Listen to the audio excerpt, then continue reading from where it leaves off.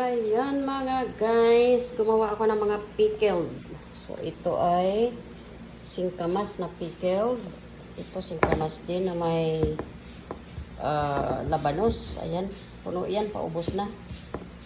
At ito ay ginawa ko santol. Itatry ko ang santol pickled. Ayan, santol yan. Pag masarap yan, abutin ko muna ng 1 week. Pag masarap yan, gagawa ko ng marami kasi maraming bunga ang santol namin sa farm. Ayan, tapos linagyan ko rin ng bawang sa ibabaw. So, ayan.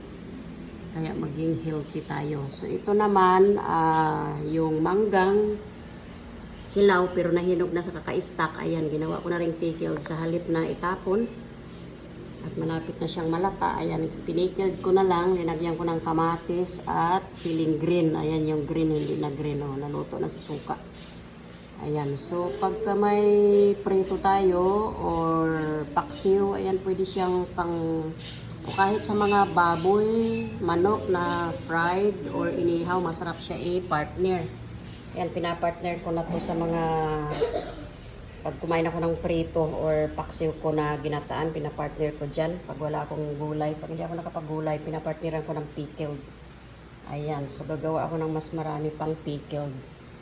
Ito naman, labanos. Pickled daw labanos yan. Ito yung aking jackfruit jam na ginawa ko.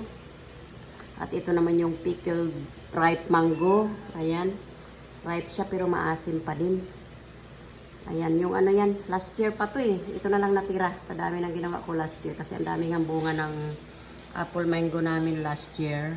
Ayan, gumawa ko ng marami. So yan na lang natira. Kunti na lang. Ayan, so ngayong araw na to bumili ako ng maraming siling labuyo. Gagawa ako ng chili paste. At saka bumili ako ng bagoong. Gagawa ako ng bagoong para may sausawan sa mangga. Kasi ang daming bunga ng mangga sa farm. So mabuti na yung may mga masasausawan tayong bagoong. At paborito yun ng hobby ko. Bagoong at mangga. So ayan mga pickled natin mga guys. Dadagdagan ko pa yan. Ayan. So, yan lang muna sa ngayon.